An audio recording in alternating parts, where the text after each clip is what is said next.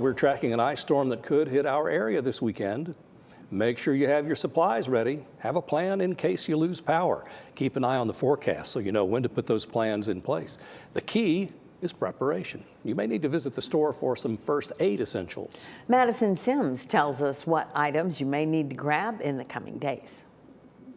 Severe winter weather might put a pin in your travel plans, but it doesn't stop home emergencies.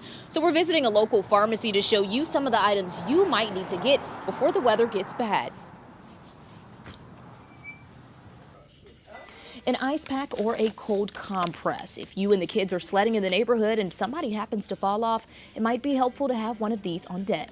Same thing, if anybody happens to get hurt this weekend, but it doesn't require a trip to the emergency room or quick care, you can pick up some Band-Aids.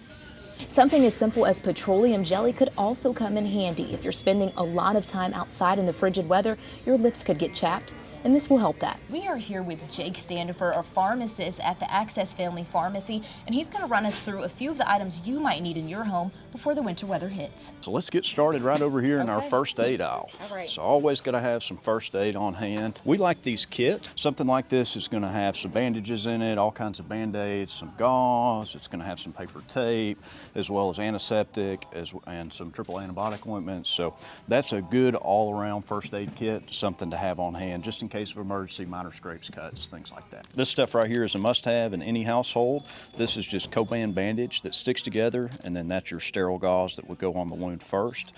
So this is something that I recommend everybody have all the time, especially if you've got kids. And then this stuff here. So this is our typical pain and fever section. It's always going to be good to have some extra strength Tylenol on hand, some ibuprofen. You have, anybody on oxygen. So with power outages and things like that, those oxygen concentrators obviously don't work.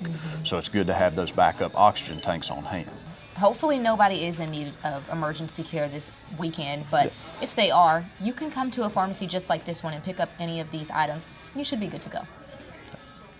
Thank you, Madison. The pharmacy will be open for in-store pickups and deliveries this Saturday from 9 to 2.